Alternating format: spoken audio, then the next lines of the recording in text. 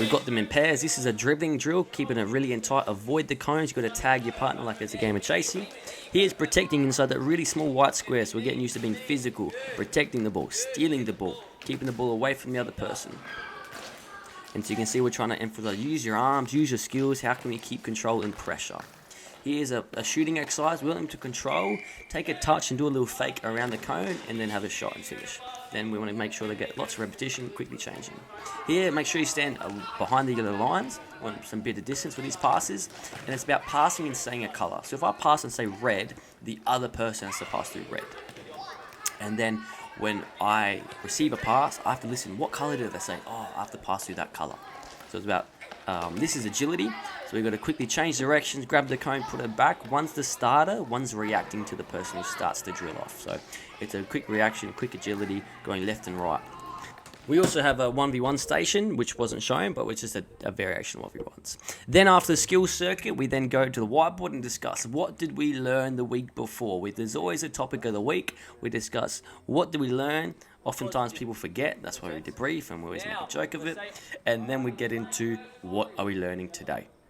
And today's topic is about passing and moving. Just getting them used to, after I pass, do not stand, do not walk, do not watch.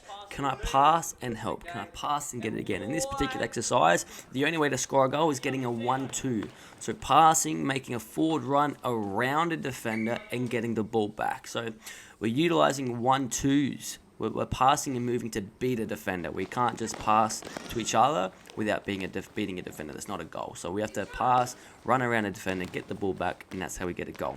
This group struggled a bit with it. So depending on the skill levels, they can find it challenging. But it's still important to start understanding, can we pass and move, pass and get it back?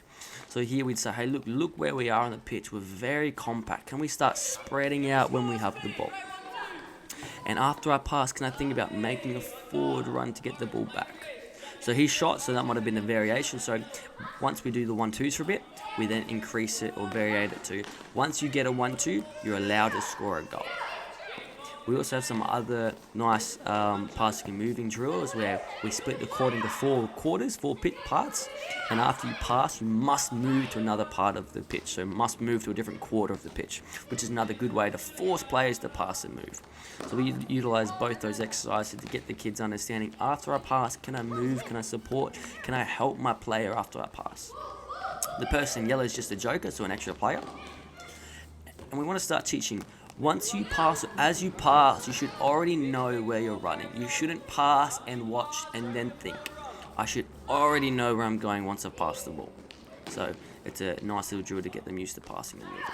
Once we're done with the exercise, we'll get the kids to get drink break, but while they drink, they have to think about and discuss, what did we learn, what did we talk about? They then come to the whiteboard as we're here and we discuss, we get them to answer what they learned, and then we can delve deep and kind of reinforce the learnings, because oftentimes people can get lost in playing and forget, okay, what's this about? What am I trying to learn?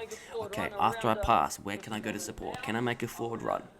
Here we get into a little shooting exercise. Once again, it's about 1-2s and passing and moving. So all it is, you bounce, you open up, and we do a 1-2. So it's just a shooting exercise, passing exercise, getting used to pass, open up, bounce, 1-2s. Can I make forward runs after I pass? If I do bounce, can I open up away from the defender? So just a shooting and passing exercise with a bit of underlying principles of the topic of the day.